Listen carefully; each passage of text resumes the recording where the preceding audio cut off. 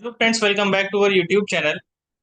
तो आज सीबीडीटी का प्रेस रिलीज आया जिसमें ड्यू डेट को बढ़ा करके 31 अक्टूबर कर दिया गया फॉर टैक्स ऑडिट।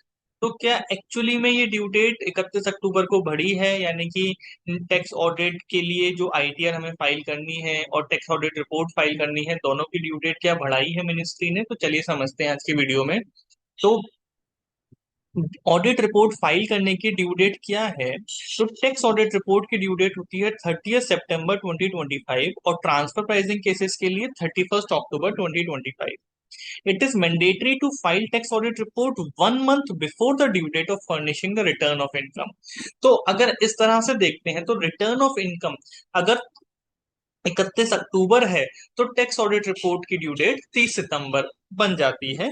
यानी कि 30 सितंबर के हिसाब से इससे इन्फर होता है कि भाई एक महीने के बाद की ड्यू डेट है। अब ये देखिए, ये एक्सट्रैक्ट है सीबीडीटी का प्रेस रिलीज का, जिसमें इन्होंने कहा, keeping in view of the representations of tax practitioners and their submissions the specified date. इन्होंने यहाँ पे वर्ड यूज किया, specified date, for furnishing the report of audit of under any provisions for the previous year 24-25 in the case of assessees referred to in clause A of explanation 2। क्या कहता है clause A of explanation 2 to subsection 1 of one section 139? देखिए क्या कहता है। तो ये है सेक्शन 139, जिसमें क्लॉज एक्सप्लेनेशन 2 और क्लॉज ए।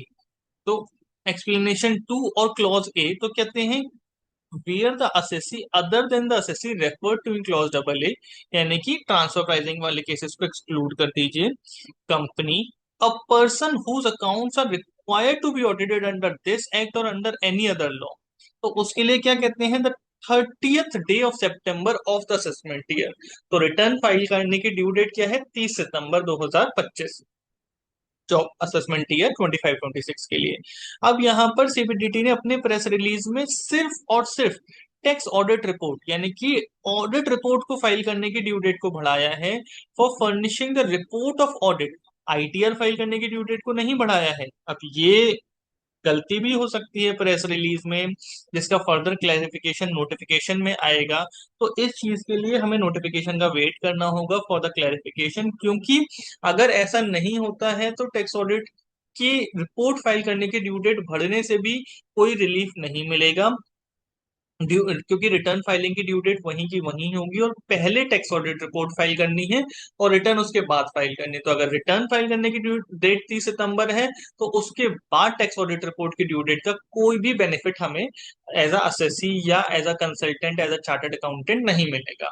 तो इट इज वेरी इंपॉर्टेंट कि हम इस प्रेस रिलीज के बाद आने वाली नोटिफिकेशन को प्रॉपरली एनालाइज करें, प्रॉपरली समझें कि एक्चुअली में सीबीडीटी ने सिर्फ और सिर्फ टैक्स ऑडिट रिपोर्ट की ड्यू डेट बढ़ाई है या ये कोई गलती रह गई है जिसमें उनको आईटीआर की भी डेट बढ़ानी थी और उन्होंने प्रेस रिलीज में लिखने से रह गया है। तो it is very important to analyse that notification.